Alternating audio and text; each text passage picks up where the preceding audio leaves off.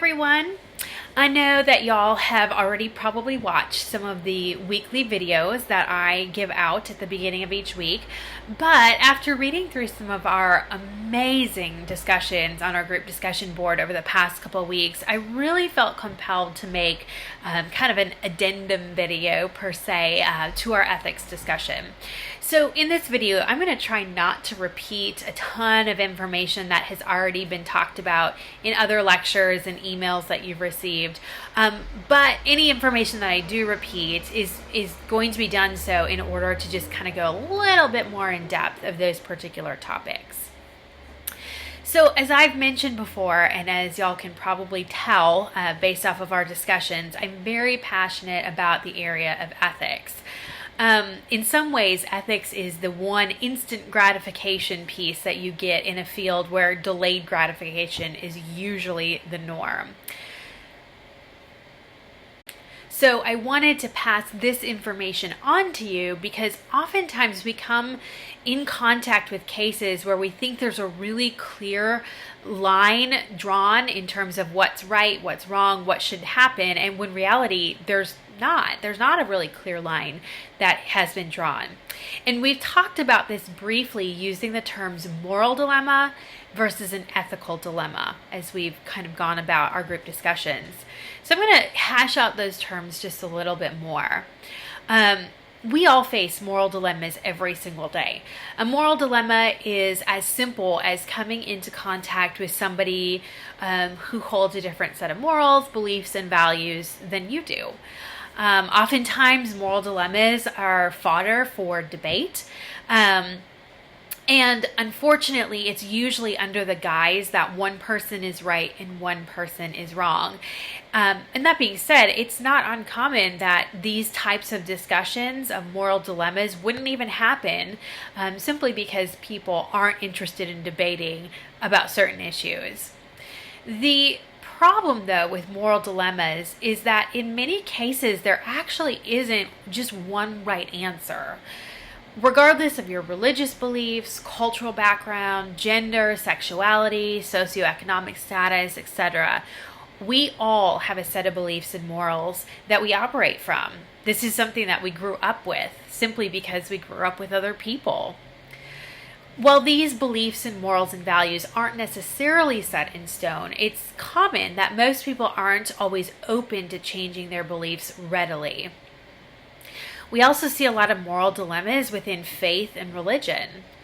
As it's been mentioned before, there's many denominations that claim Christ as their Savior, they believe in the Bible, they worship God, and yet how they interpret different passages of the Bible or how they apply them is very different from how somebody in a different denomination might see that passage as well.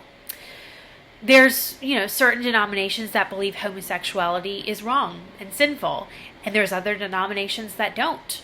There's some denominations that believe the Bible only speaks to the culture at the time when women should not be pastors and elders, and other churches would say that this passage supersedes time and culture.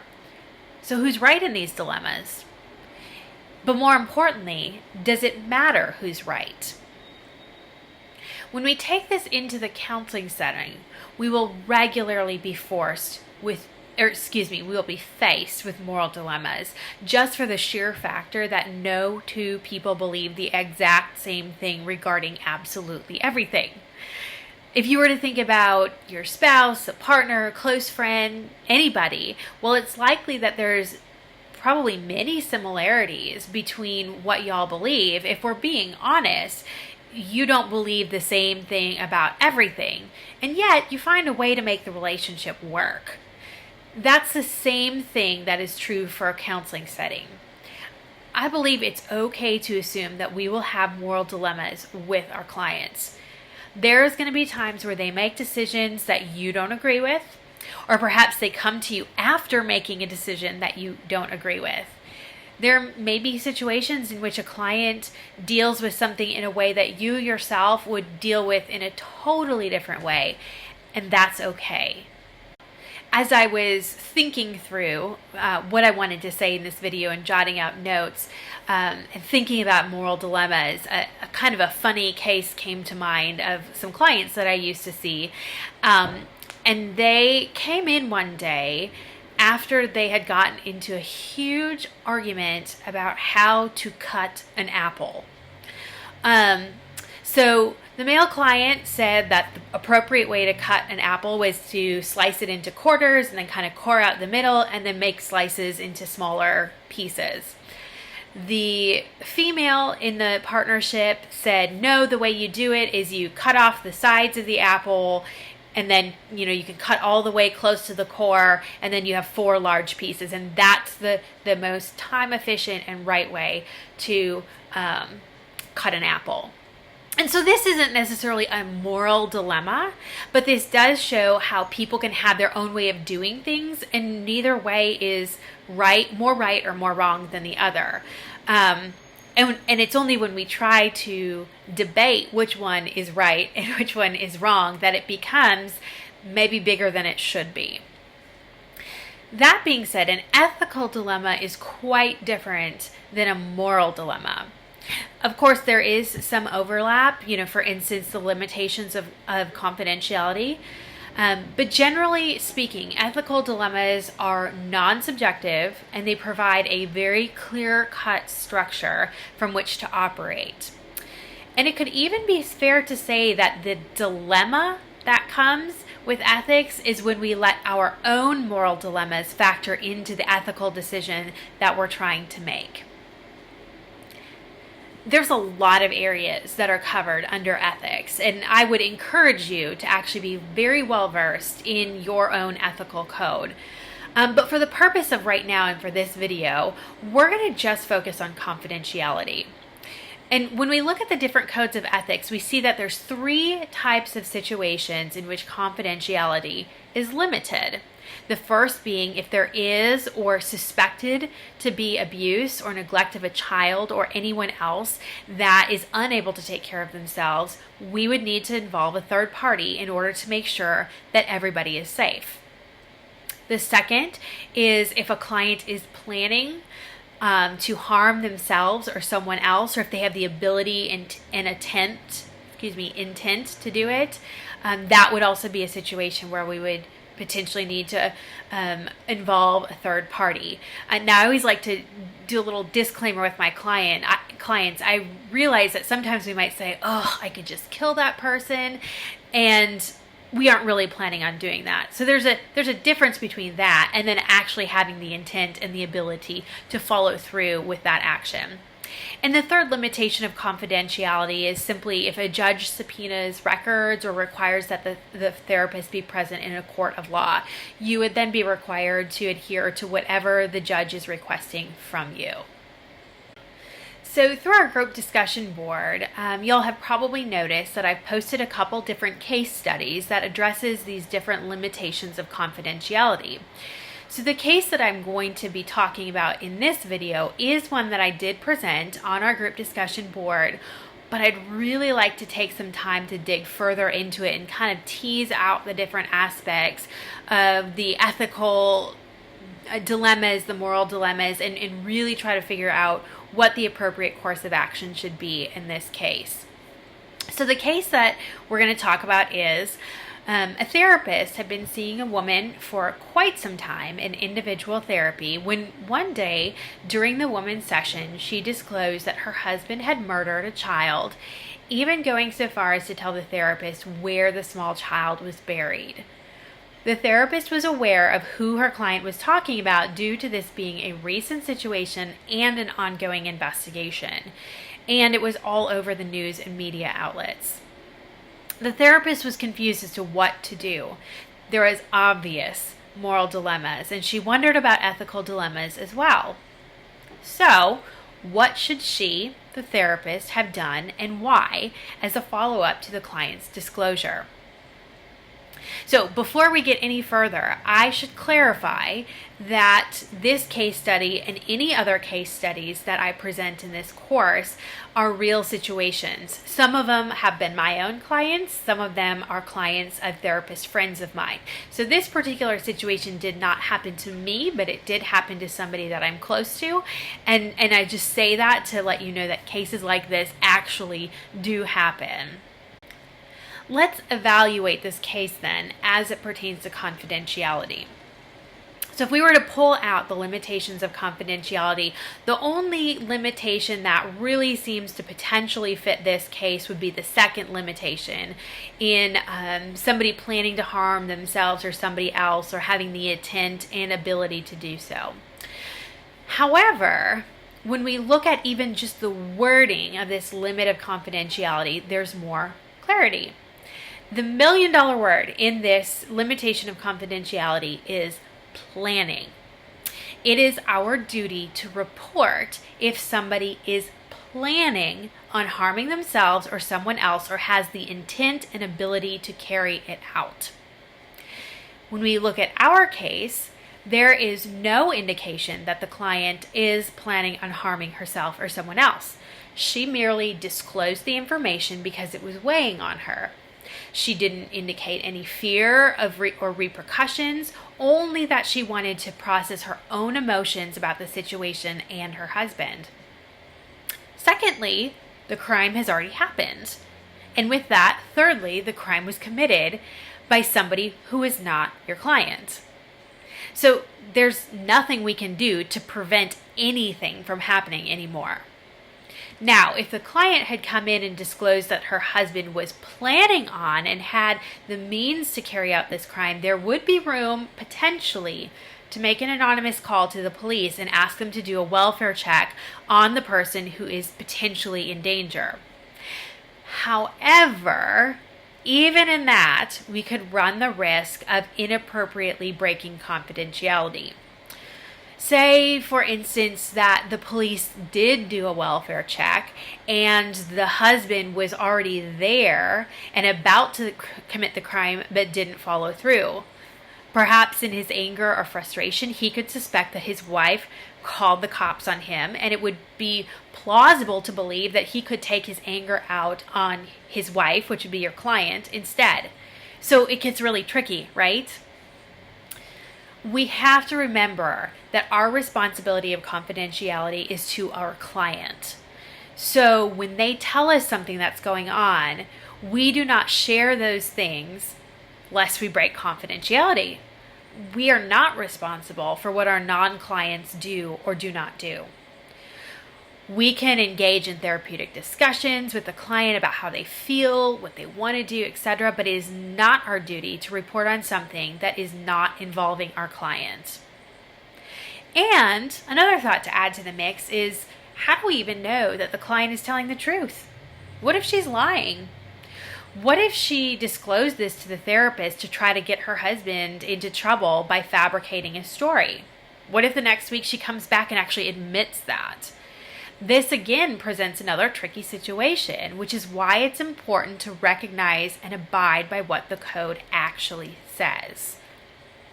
Another thing to take into consideration is that, what if she were to come in and say that she knew who committed the crime, but didn't give specifics, such as saying, someone committed the crime, or I know who did it.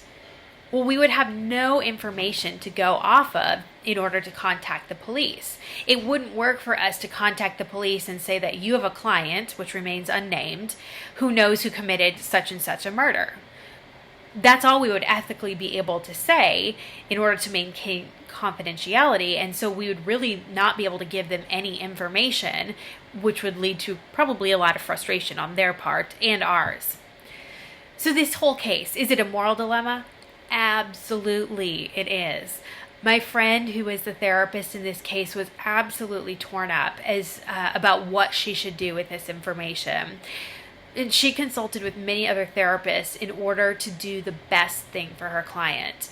She knew morally what she wished she could do, but decided in the end that based off of the code of ethics, it was not her duty to report a crime that had already been committed by a person other than her client.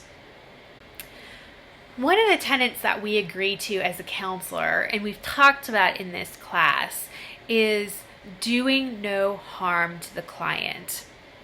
What's important to realize here is that doing no harm to a client isn't defined by what we, as the counselor, thinks is harmful, but rather actually looking for what is in the best interest of the client. We are not the spiritual or moral authority of this client.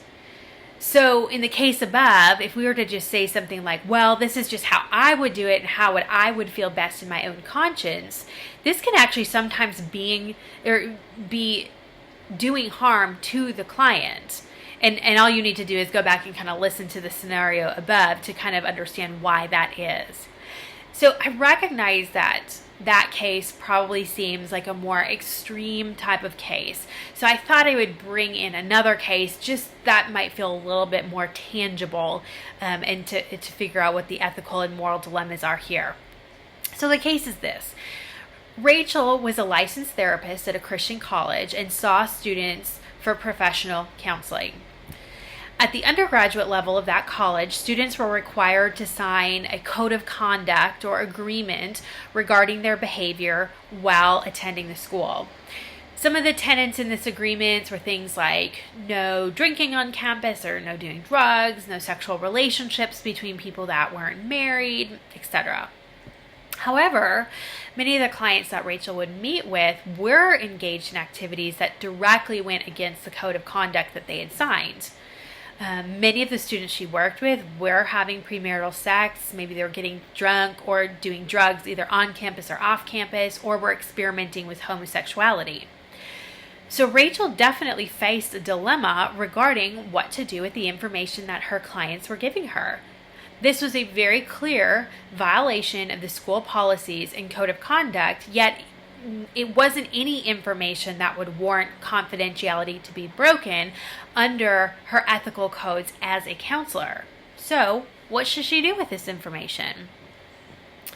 This case, of course, is quite similar to the case of Robert that we discussed during our week 3 discussion board, but we'll outline it anyways. So, of course, there's many moral dilemmas splashed all over this case. These are students who are claiming to be Christians and are acting in un-Christ-like ways. They're violating the code of conduct that they signed. And if caught, these students will have to deal with predetermined consequences as severe as being expelled from the school. However, in this case, like so many others, the counselor landed on the ACA Code of Ethics. One thing that should be noted is that the AACC, American Association of Christian Counselors Code of Ethics, is also quite similar to all other ethical codes, including all of the limitations of confidentiality. So while she may not have agreed with her client's actions, and being older, wiser, and more experienced could likely anticipate the future circumstances or heartbreaks, or etc., she recognized that her job as the counselor was to bear witness to what her clients were telling her and helping them process through whatever it was that that was bothering them. I think talking about these two cases above is a really good segue into what the role of a counselor actually is. This is something that's been thrown out in many of the discussions so far, as y'all have been asked to discuss what you as the counselor would do in those specific situations. The reason that I wanted to touch on moral dilemmas and ethical dilemmas before we discuss the role of the counselor is because when we start to understand the difference between these two things, moral and ethical dilemmas, we start to better understand the role of the counselor. So I remember shortly after I started my own private practice, I was having a discussion with my grandfather about counseling and how the practice was going. As I was listening to him and he was offering encouragement and affirmation, he innocently stated that he thought this was the perfect profession for me because I had such good advice that people should listen to. So I understood what he meant, but I'm not going to lie, I kind of cringed internally as I knew that therapy was not at all about giving advice. The funny thing is, oftentimes there is this assumption that a therapist does have an answer for every problem. And unfortunately, it's also quite common that therapists believe that they have to have an answer for every single problem. But if we're being honest about it, that's a really large task, if not completely impossible. It can be frustrating for clients that you don't just give them an answer, but it's important to remember that that is not our job as a therapist.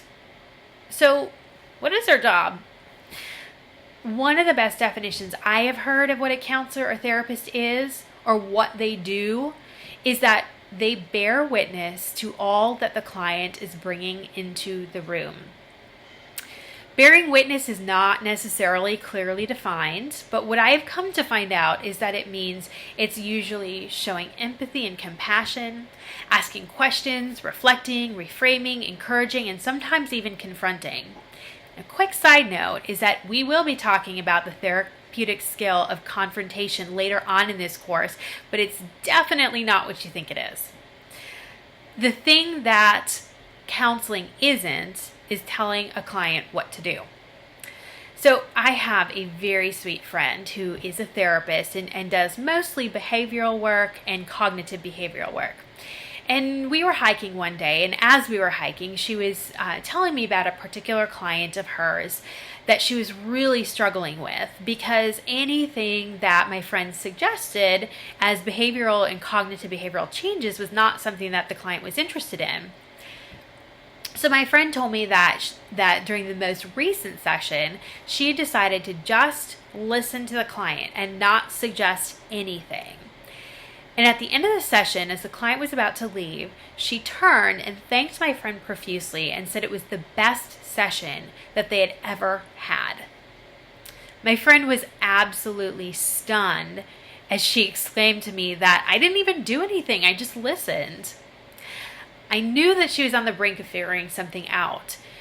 So I quietly asked her if, when she was having some sort of a problem and I was listening to her, what was the way that she felt most cared for and heard? She quickly answered, when you just listen to me and you don't tell me what I should do. Exactly, I said. And I wonder if that's what your clients want too. One of the most powerful things that we can do is let a client figure things out by themselves.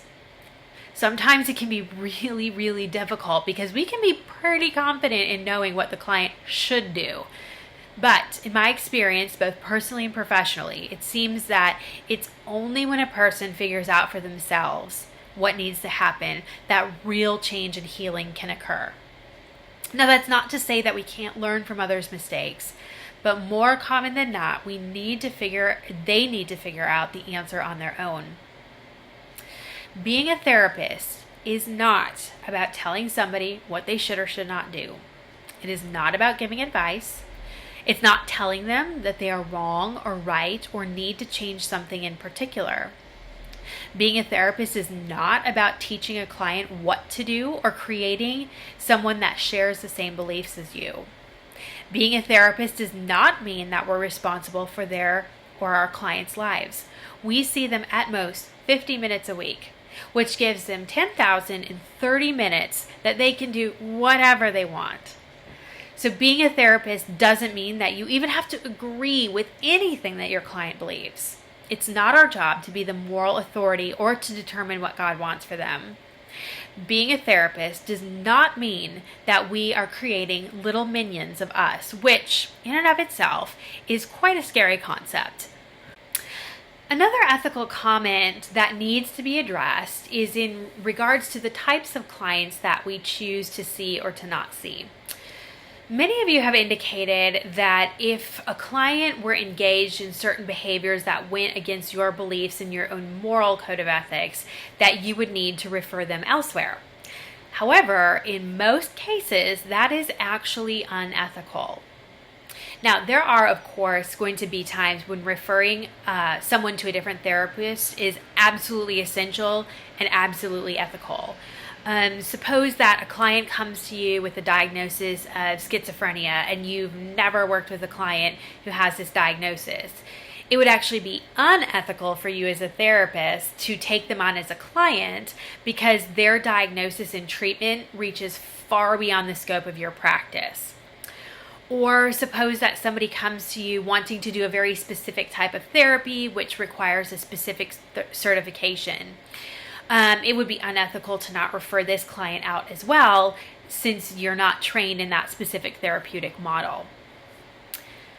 Whether to refer or not to refer has been kind of a hot debate in the therapy world within the last couple years. And so additional ethical tenets and clarifications have been made and added to the different codes of ethics in order to compensate for the changing face of our society. One of the first tenets of all of our ethical codes is that a therapist or counselor will provide professional assistance to persons without discrimination on the basis of race, age, ethnicity, socioeconomic status, disability, gender, health status, religion, national origin, sexual orientation, gender identity, or relationship status. In short, what that means is that your own moral disagreement with somebody who engages in one of these categories with which you take issue does not give you license to refer out to another therapist. More importantly, as recent as just a year and a half ago, the AACC, which is the American Association for Christian Counselors, has indicated their agreement and full support of this statement, and it includes it in their ethical codes. Whenever the United States Supreme Court voted to make gay marriage legal, this is when all of these different debates started to come out. Essentially, people were asking to be able to not see specific clients, i.e. homosexual clients, because they did not agree with how they were living their lives. And it was becoming quite an issue because all of a sudden the sessions became more about the therapist rather than the client. There was a therapist focus instead of a client focus. And that is the reason that the ACA, AAMFT, AACC came in and really made this clarification. And it's especially important to note that the AACC made this clarification standing in full agreement that we cannot discriminate against clients or refuse to see clients based on moral issues that we disagree with. And so to that end, one of the other things that's important to note here is that the bottom line, or kind of where the buck stops in terms of what ethical codes prevail in an ethical dilemma, is that ultimately the code of ethics agreed upon at the national level is the code that we follow. Now, of course, with Christian counseling, there's some additive aspects but at the end of the day, we have to adhere to the national codes of ethics, which of course is going to be the American Counseling Association and the American Association of Marriage and Family Therapists. So one of the ways that I think it might be best understood is to think about in the Bible when people are asking Jesus if they should have to pay taxes to Caesar. Jesus' response was, give to Caesar what is Caesar's and give to God what is God's. What he is essentially telling them here is that it's the law, that the law of the land is not bad or corrupt in this situation. God has already created a leadership structure in which the nations are built on, and it's important to follow them and abide by those laws as a way of honoring God. So if you notice in our national ethical codes, there's nothing that goes against the Bible, nothing that goes against God. And so while they may not specifically address spiritual issues, it doesn't prohibit us as individuals from having our own sets of beliefs and values, but it also protects the client to be able to have theirs and have the right to fair therapy and treatment. The final thing that I want to discuss in this video is the concept of boundaries within the therapeutic relationship. It's actually been stated several times on our group discussion board that there is this thought that a Christian counselor cares more for their client than a non-Christian counselor does. In and of itself, that is a fairly bold and general statement to make. That being said, the reason behind this statement that Christian counselors care more has tended to be that Christian counselors care more because they care about the spiritual well-being of the client, and they share a spiritual commonality with that client. And so, of course, the inverse of this would be that since a non-Christian counselor supposedly does not care about the spiritual well-being of a client or have the spiritual commonalities, they don't care as much. So this probably sounds like a weird way to start talking about boundaries, right? The important thing to remember is that as a counselor or therapist, you are engaging in a professional relationship with your client. Professional meaning that your beliefs, morals, life experiences, values, etc. are not a part of what is being brought into the room when your client enters. Of course, there are moments of appropriate self-disclosure, which again, we will be talking about in later weeks of this course. But generally speaking, the session is focused on your client and what they bring to the room.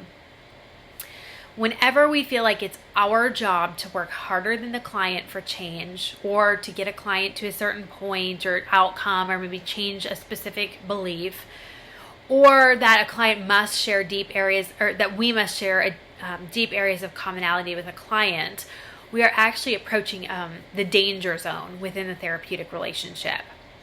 These red flags can mean that you are overly and or inappropriately invested in a client. They can mean that you're taking responsibility for a client's life in a way that is not yours to do. It can mean possibly that you are unable to be unbiased and are potentially trying to guide the client towards the answer that you yourself would pick, or the answer that you yourself thinks is right. It can also be a red flag for the relationship to go beyond what a healthy professional relationship should look like. It can sometimes skew the lines of what is appropriate or inappropriate. Perhaps even being able or starting to treat a client more like a friend or a partner or a student or family member. It's not that we're supposed to be emotionally cold with our clients, or even that we can't demonstrate huge amounts of empathy with our clients while they're in our session. We can still be, and should be, warm and engaged, compassionate, and understanding, with the recognition that when the client leaves the session, so does all of the stuff that they brought in. So as an example, I have a routine that I've developed over the last many years of my private practice on what I need to do after a client leaves the session in order to make sure that I'm not continuing to carry their stuff and take it on as my own. So when a client leaves the session, I do like 45 to 50 minutes in their session, which is what is called a clinical hour. And as they leave, I walk them to the door. And even if my next client is out there waiting, or perhaps another therapist friend of mine is out there, what I do actually is after I say goodbye to them, I close my door. And in that, what I'm essentially doing is I'm visualizing them and their issues leaving my presence, and their issues are going with them. I then go and I do their progress note, which takes me only a couple minutes, and I close that file, and at that point I am done with them until the next time I see them. Now, people could say, oh, that's so cold. Don't you think of your clients in between sessions? Don't you pray for them? All these other things.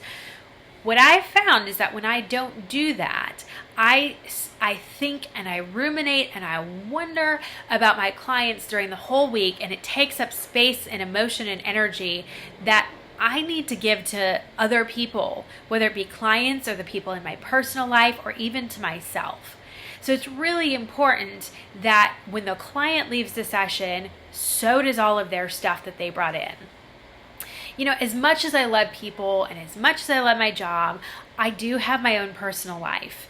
And if we were to take all of our clients' stuff that they bring into the room and take responsibility for their lives and believe that it's up to me to solve it, not only am I engaging in unhealthy behaviors like codependency, but I become a shell of a person and unable to have healthy relationships with the people who matter most in my life. So to close out this video and then kind of tie it back in with the beginning, one of the reasons that I love the concept and reality of ethics so much is because it actually allows all of us to be people. it completely levels the playing field. It means that it doesn't matter what religion you are, your sexuality, your ethnicity, etc. It sets up a situation where you can be seen as a person outside of the label or labels that society places on us. It has the ability to create a safe space for the client to come and heal from all that life throws their way. Really, ethics have taught me to be less judgmental, less concerned with right versus wrong, and has actually allowed me to see the commonalities and what draws us together as humans versus the differences that we have that can oftentimes divide us. Loving someone, yes, even in a professional sense, does not have to have a specific message, agenda, or set of beliefs attached to it. Loving someone can simply be sitting with them, showing empathy, and bearing witness to the story that they bring into the room.